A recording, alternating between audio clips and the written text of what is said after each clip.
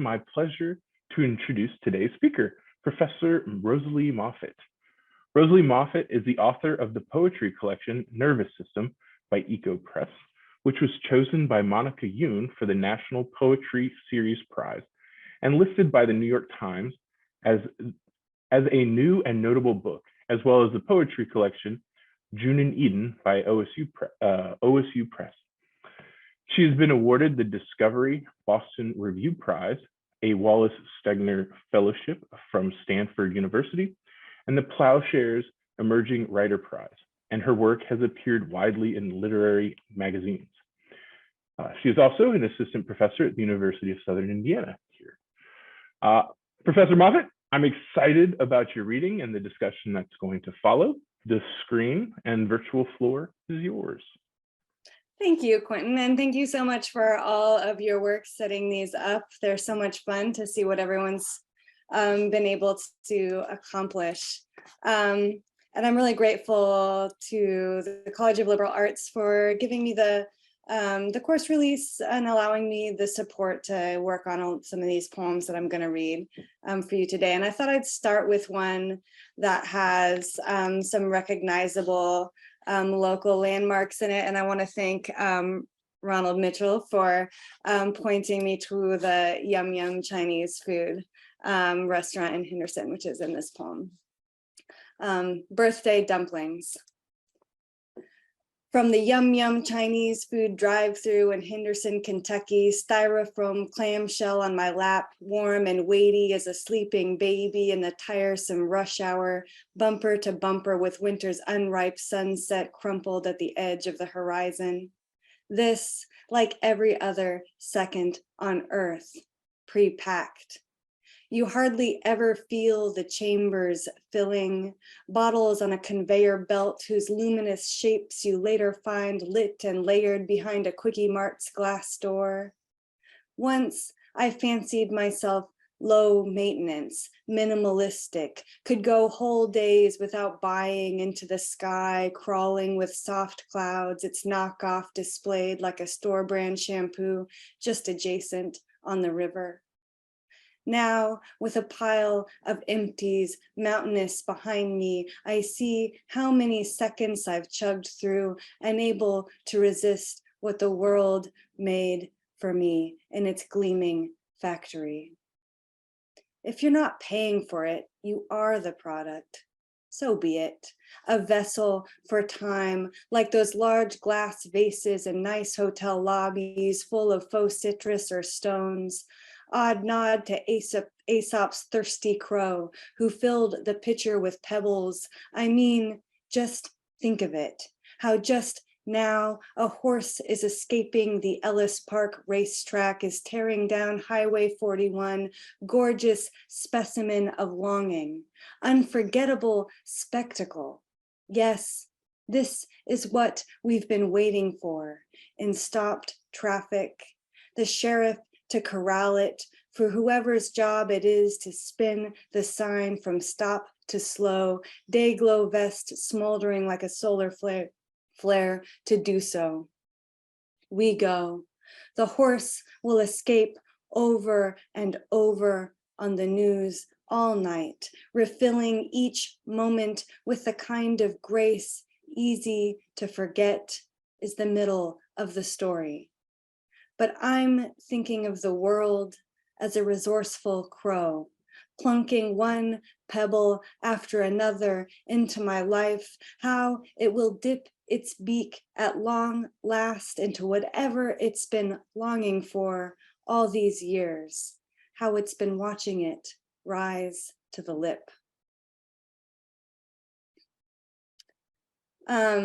So I see I have a few students here, and I want to read a poem that includes some advice I give my intro fiction writer students in it as quotes. So the italicized moments in this poem are: a character must want something, make it something they can't have, and like God, you decide what the character doesn't know. And this is sort of appropriate to this time of year, this poem. The title is Transfer of Power. Election season and everywhere flags mistranslating the wind into arguments about the future. Some relief gleaned from HGTV shows featuring what's possible to rip out. Carpet, floral wallpaper. Meanwhile, ads hawk a soothing formula for heartburn, utilizing America's language, the image of an empty figure with a stomach on fire. No mention of the heart, a fact I am no longer surprised by, though isn't it startling that everyone has something lodged and jittering inside them, like a bead in a paint can, before some boring corporate surface is transformed. My neighbor is alone in his room of sound, the last privacy he'll knit this season from the noise his mower makes. A luxury captured in a number of cut grass Yankee candle scents marked explicitly as such. The last mow, then winter. A facade of white and light and dark gray just begging to be disfigured by a herd of snowplows in a city whose ordinances ban, among other acts of revision, graffiti. Though aren't we all harboring a desire for some deviation from the norm, some unlawful in the spirit, if not the letter, transformation? American lawns demand a countrywide prayer of penance. The riding mower droning, stasis, stasis. I tell my students, a character must want something. I tell them, make it something they can't have. When I think of power, I think of the power plant, its Elizabethan collar of concertina wire, its small authoritarian argument. Like God, you decide what the character doesn't know. The movies won't stop dropping onto our tongues, a hero with near infinite ammo, but so few or no gun-toting good guys are minted. So again, a mass shooting, again, something lost in the transubstantiation. Everyone has something inside them, just begging. Down the block, a pickup slumps on its flat tire. From a distance, it appears to kneel, some brand of reverence brought about by its shortcomings, so human in that way. A lot of the poems I've been working on end up looking at language and kind of trying to parse its different connotations and meanings and history. This poem came from, I was reading a book by Gregory Orr, the poet Gregory Orr, and he said that the word blessing comes from from the French word blessure, which means wound. And I found that to be so interesting. My daughter was born last February, but a lot of the poems I was working on with my course leave were written in the period before that, when I was meditating on the kind of world a child I had would enter and what kind of person I would need to be. And so all of that is folded into this poem. The title of it is #blessed. In my flower bed, I hesitate to be delighted by everything I have worked for in my tiny territory in the heartland of America, where the memes are good enough to be band-aids for suffering. The memes are a 50s housewife saying, I'm ready for some blessings that aren't in disguise. And where still more daylilies have opened into paroxysms of orange, so orange it hurts. Once the florist gave a short lecture on pain. Blooms look alive as they would were they still alive, only with fresh cuts. What does that prove? I imagine you asking. The lilies echo the splashy explosions a paintball makes on a surface. Blessed, I started hashtagging ironically in my mind. Blessed, a yellow decal pressed on our neighbor's front door. Hose nozzle hissing in my hand, I recall my high school French, je suis blessé, I am hurt. Once it was a blessing to be so close and to be close enough to be splashed by the blood from the sacrifice, to look wounded. What to call that feeling in the mind like a magnet pulling towards the fridge, blessing, inching towards blessure, pain, meeting joy, like some green beetle on the cusp of the lily's mouth. It's been enough years since the flood of relief each time I saw the blood that I long to not look wounded, long to know you were arriving, meeting me at the mouth of this world whose wounds I once hoped would heal in time. I know. Though, isn't there still a world to hold out for? One way to belittle a remedy is to call it a Band-Aid, which is like a small decal one can press over trouble, or like a bright lily, a yard full of them, a brief blindfold for the mind of orange, so joyful it brings me close to my knees, where I forget for a moment our neighbor whose water's been cut for non-payment, hence the hose I'm pulling through the flowers to her. We won't get close enough to speak. I'm afraid of her suffering getting on me. So what does this prove? I am so close to an answer. I almost know enough about keeping a wound open enough to keep living for a bit longer to answer you. So one of the things, I've been doing lately is writing these really long poems, but for me anyway, because I usually, historically didn't. But recently too, I've been trying to work within that really small theater of action that is a sonnet, which is 14 lines. So I have several sonnets here. And the title of this one is Insincerator Supreme trademark, which is the name of, a sink disposal. One dawn a week, I wake to the garbage truck extending its metal hand at each house in genial greeting. The disposal, the tub drain, the toilet, plumbing, descending invisibly, the recycling bin lofted and dumped, a devotion to emptying seems everywhere, commemorated when one's simmering prayer, if you can call it that, is to keep, to hold and fill, to hold the wick again in the stream of urine, await the digital display, resentful of the symbol, sentimental, a smiley face or just an empty circle, to again alone appeal to something anonymous, oblivious, you could call it that, worship, irrational and fervent.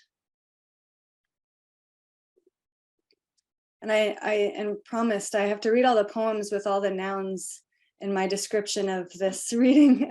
And I promised inflatable bald eagles. And this is that poem.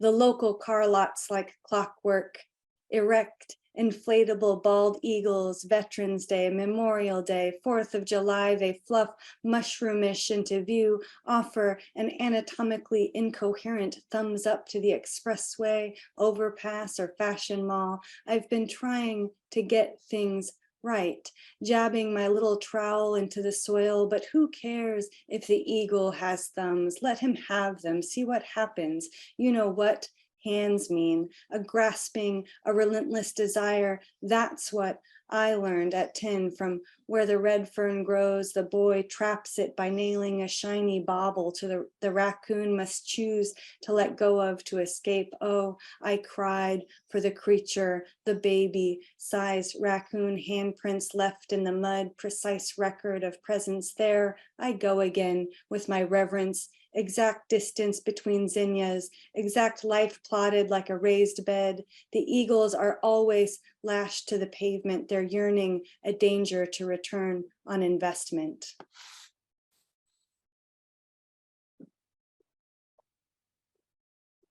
I hope that's what I remember anyway from the Red Fern Grows. If anyone has edits, let me know. So this next poem is titled Nest Egg. And I don't think there's anything I want to say in introduction to it. Nest egg. Logging in to check the pie graph of one's 401k, boring, miserly pastime of the 21st century. No lovely clunk of a gold doubloon, just Scrooge and his TIAA CREF password. Just Scrooge McDuck and his new bird body. The first time in Georgia, it was August, and I was aghast at the snow floating in the blue sky. Hide your eyes, McDuck, each time we find ourselves driving in the wake of a chicken truck. Point is, most miracles can be pinned on other people amassing money in offshore accounts. Once I saw rocks slide up on the bank as the surf crashed in, true phenomenon of phosphorescent plankton. Once the power went out in a packed stadium and the ring of stands fired up with that exact blue-white plankton light from flipped open flip phones. From above, there must have been one shining eye in the pitch black of the rest of the city. The pie graph is a joke. It shows only what you have now, as if that's enough to illuminate enough of a patch of the quiet dark of the future. Ah, Scrooge, I know the balm of a tall stack of coins. I, like you, have a nest of fear. I like you best as a bird. I read how domestic ducks neglect their eggs, which must be electrically incubated. Warm bulb which nursed current from the wall socket to make you take form, made you take all the currency and hold it to the light to see if it could be changed from coin to mirror, from mirror to periscope, to peer into the unknown. Ah, Scrooge, it feels like it works, doesn't it? You were the first duck to dip your spats into an Olympic pool of money. Even as you dove, even as the children rubbed in disbelief their fists across the dollar signs in their eyes, someone watched the scales shift, felt the digits of the budget loosen their chokehold. I don't know how many poems I'll write about budgets, but there's one at least. I mentioned that some of these poems were really interested in kind of pulling apart this language of capitalism and marketing that has kind of seeped into our water supply. And this is a poem that does that. The title is A Prophecy is Nothing. Without the fulfillment of what was foretold, the mind, pried from another sleeping pill's glue in the screen's blue light, choosing among visions. Who knows me as the search bar does, which holds as sacred its grasp of me as a creature of habit? The iconography of the magnifying glass, as if to better see something kept from the naked eye. I understand magic to be a series of steps denied the viewer. From the house, small items kept vanishing, foil-wrapped candies, keys, some curatorial spirit in the walls.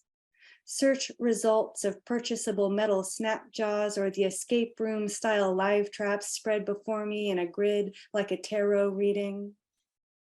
My own small prophecy, plus the code one is supposed to keep to oneself from the back of the credit card, sent deep into the circuitry of conveyor belts, the heart of the fulfillment center.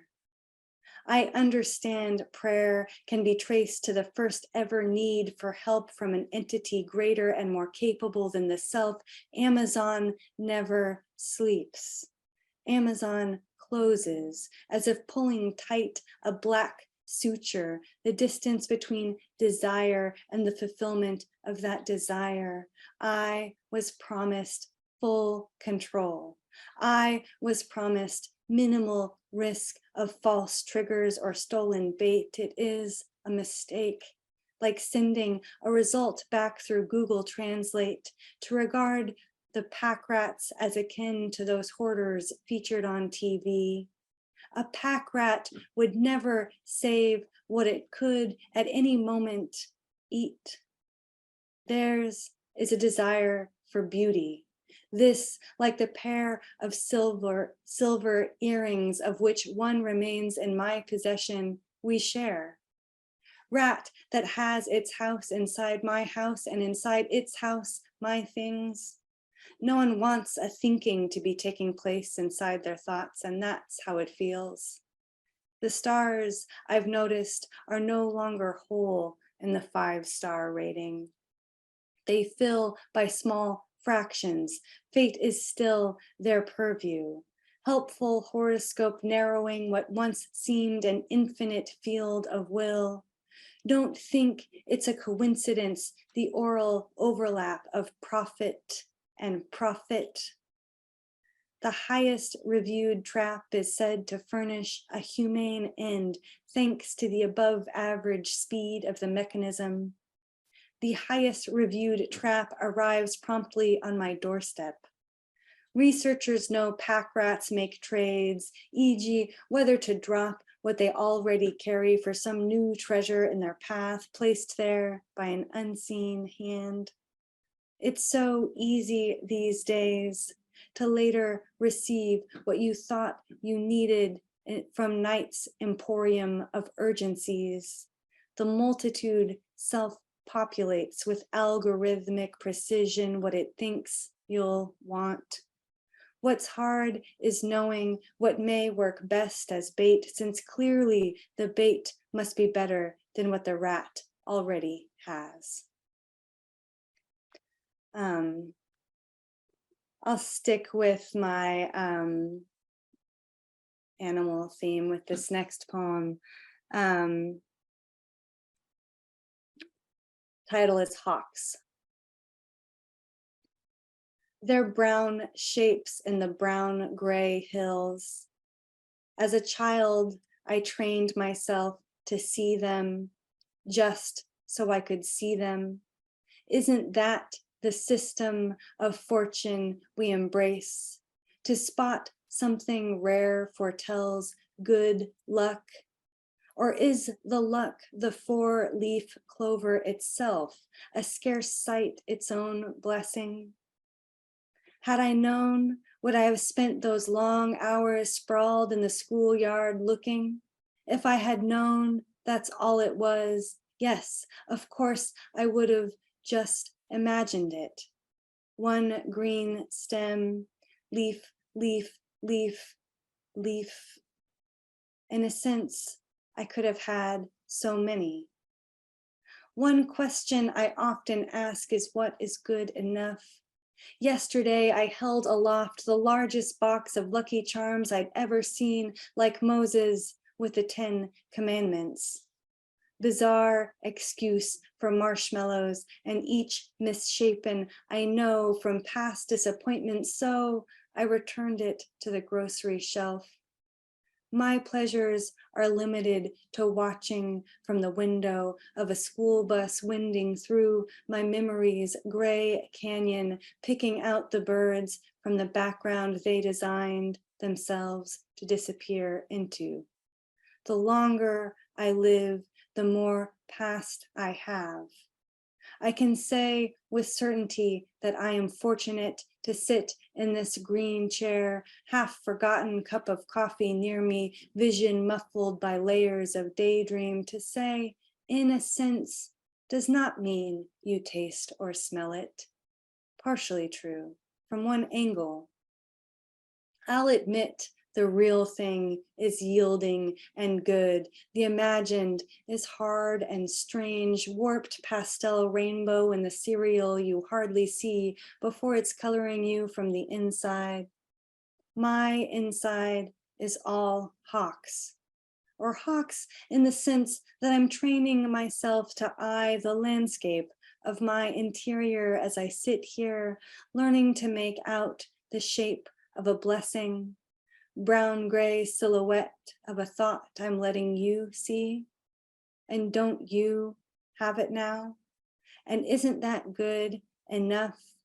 One chip flying off the ice of isolation. In the winter lot, the cloud of idled out exhaust cowled the yellow buses into one idea we all entered together. Then each pulled away, growing bit by bit smaller in the hills. All right.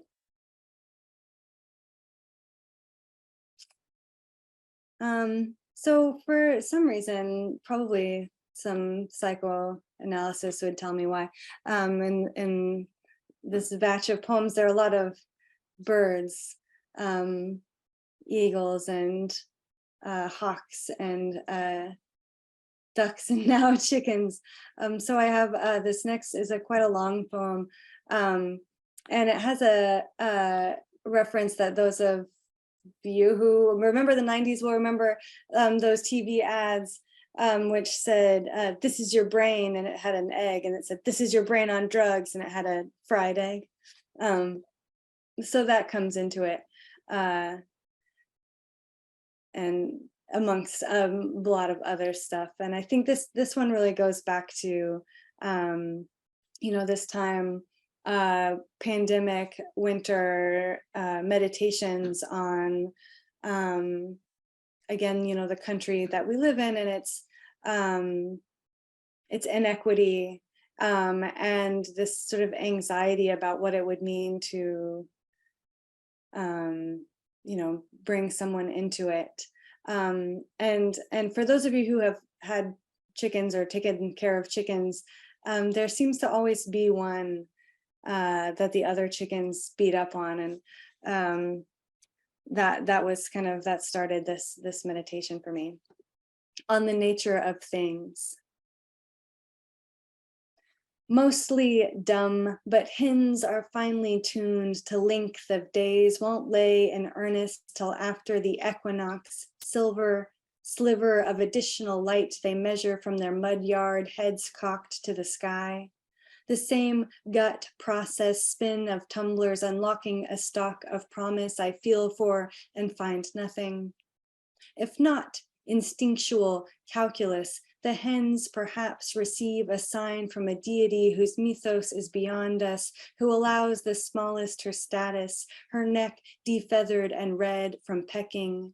Hierarchical order made here evident and cruel by the confines of the hog wire, but flourishing in tree-lined neighborhoods, their school districts, government, and factory chains of command in supposed exchange for the thought that some higher up snug in his pay grade is taking care of the coyotes or skunks, the exterior threats who menace the edges, calling God the man upstairs, makes God a boss, his office like all boss offices beyond reach, from which he chomps a cigar or orders a new cumulonimbus, indulges his odd interest in the innocent girl from my high school tennis team who called him that, who pinned all her wins on her daily memos unto him. Unlike some birds with their museum quality architectures, chickens just scratch a divot, deposit in it their contribution to the future of bird kind. You see when you butcher a chicken the row of yolks awaiting their containment like cars on an assembly line, soft stuff of center console, seats, and steering wheel, and then the shell is built around it. Not, as I once thought, a hollow vessel made, then filled. SUVs exist that sense and forward or reverse an approaching car, that brake and steer within the painted lines, in whose ads children asleep are safe in the back seat. No such thing when I was young, when ads were telling us, this is your brain on drugs, whole egg cracked in the skillet and sizzling, as if only the perfect analogy were found, all ills could be cured. I filled the skunk's tunnel with rocks, thinking, let's see him dig through this. And in the morning, he had simply dug a new tunnel adjacent, fresh mess of blood and feathers in the hen house. I'm that dumb sometimes. I do my best. Sequester the poor henpecked one to eat in peace, though I know it makes me soft to care, to name her. I care, I name her. The one I've come to imagine is holding out for me to turn into a safer vessel, softer, spacious, emptied of my petty cruelties. Nightly, the mistakes I've made, I'm afraid I'll make again, bloody each other in their confines. My past scorn for the tennis girl who prayed for something so, in what I thought to be the grand scheme, trivial, paces the hog wire. My own trivial yoke keeps waiting in me for a better me before she'll don her protective shell, allow herself to be made. Prayer, it might be called, to conceive crudely of her shape and judgment, to fear myself unworthy, unable to drag my sorry over the long table I've been eating at. Mind, a mud yard, hens mean and reverent, they can't help it, they're helpless, and so what else is there to be? I've long known all minor remedies are mine alone, the vitamins, the timing, no divine hand leads cord from socket to fire up a heat lamp, no faux sun can fake my equinox. The boss is me, little yoke, it's just me. I do my best. Ice crust on the water trough, thin enough to see through, relentless presence of windows the world makes to ends mysterious, no sign of the sign I know not to look for, but look for anyway. What is it I thought would be shown me? Little face, discernible in a thin moon? Sliver of light provided me by nothing but an enormous logical telescope, lunar mirror sending the sun's glimmer to the water, white plate onto which I might, just by leaning over to look, superimpose my own features, indulge a moment of make-believe. Instead, dim metal bottom, scrim of silt.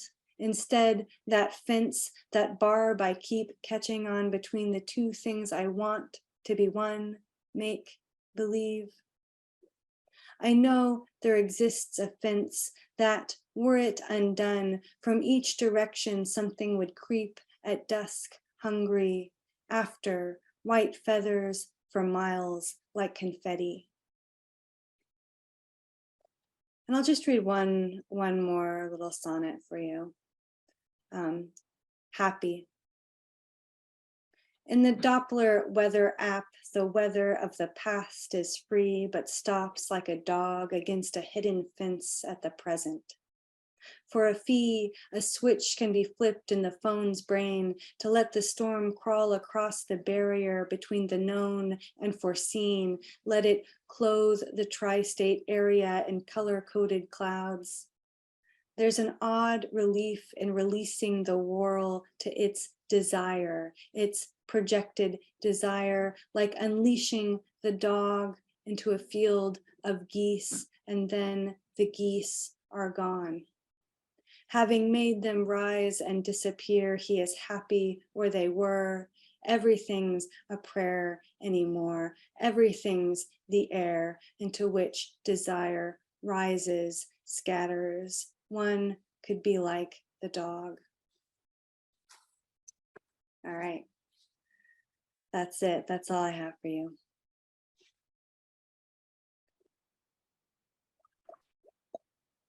Well, thank you, Rosalie. Does anyone have any questions, thoughts? As I told Professor Moffett, this is my first time going to and facilitating a poetry reading, so I really have no idea what to expect. No one does at a poetry reading. Anything I can like happen. it. So if you have any thoughts, comments, questions, feel free to post them in the chat or the Q&A. We did get a question though. Oh, we did. Oh, I Yeah, can't. sorry. It came directly to me though, but is there a larger arc or theme that inspires your recent work? Yeah, I see this sort of as the pieces I read today, or the poems I read today, as like this collection of poems that are trying to look, I guess, at what it means to be an American in the present sense. So looking at these kinds of things that we feel threatened by, gun violence, injustice, and kind of looking at how we make our sense of sense of self, I guess, how we build our sense of self, and I think that that's very much influenced by moving to the Midwest in a way. I think that I've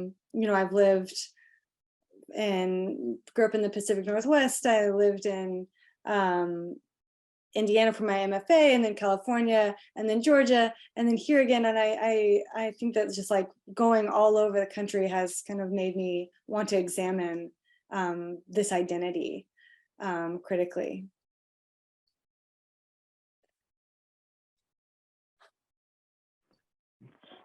And so another question, your poetry is peppered with references to popular culture. Is that intentional? And if so, what role does that play in the way you make your poetry? Yeah, I think that's a really nice question, because I think poets are sometimes of two minds about that. Like some people kind of refuse to bring in really sort of explicitly contemporary references into their poetry, because then at some point it's dated, right? Like that it's at some point it kind of like they think maybe it lacks timelessness. But I disagree. I think that that's a dishonest engagement with the world that you live in, and that we have we have the fabric of our lives to use, and for me that involves a lot of extremely contemporary references. So I use them liberally, and I like it too, because I think having that identity of like I'm a contemporary writer is nice for people just coming to poetry who are used to something a little more rarefied, and who I get to be let in by something that they recognize, and I think that that's really important. Cool. So another question that came through is, how did you develop your reading voice and rhythm, which I'm interested in as well, because I like the concept. That's a great question. It's hard to say, I guess, at this point. There's a lot, I guess, that I've been sort of putting in the file of how to do this, from like going to other poetry readings and listening to other poets, and some poets are great poets and terrible readers of their work. Sometimes it's not the best way to encounter their poems, to hear them. And so I'm always kind of trying to figure out what is the best way to bridge that like page to audio gap. in a satisfying way. But in a way that means that when you go to the page to find those poems, they'll be there waiting for you. And so I think it just comes from a lot of doing it, a lot of practice, and it's like a handwriting. You kind of slide into it at some point and you realize, all right, well, that's my handwriting now. Like, this is my reading voice now. But you had to write a lot to get there. Cool. And so I actually have a follow-up to that. When you're writing your poetry, do you keep in mind how you might read it aloud, or how might someone? Yeah. Yeah. Yeah, I think so. I mean, I don't think that that's true of everyone, but I'm very conscious of sound as one of the interesting tools that poetry has, such an attention to. So I am often thinking about both the rhythm and the meter of a line and the ways that I'm creating sort of echoes between words with rhyme or off rhyme. So in the process of writing, I'm also often reading out loud to hear what it would, what to actually have that sound hitting your ears, what it would be like. So it's a very sort of circular feedback process for me. So I'm curious, where do you find the inspiration for yours? You've moved all over. Is it based on where you're at, what's going on in the world? How do you find the inspiration to write your poetry? I think that's a good question. Because I rarely tell anybody, if I like meet somebody on an airplane, I never tell them that I'm a poet. Because often the response is like, oh, that's so nice. And then I feel obligated to be like, no, it's not nice. It's like hard. And because I think people sort of imagine like kittens and rainbows and flowers when they think of poetry. And I actually think that when I set out to sort of draft something or get some words on the page, it's often an inventory of what is bothering me, what's scaring me, what is unsettling me.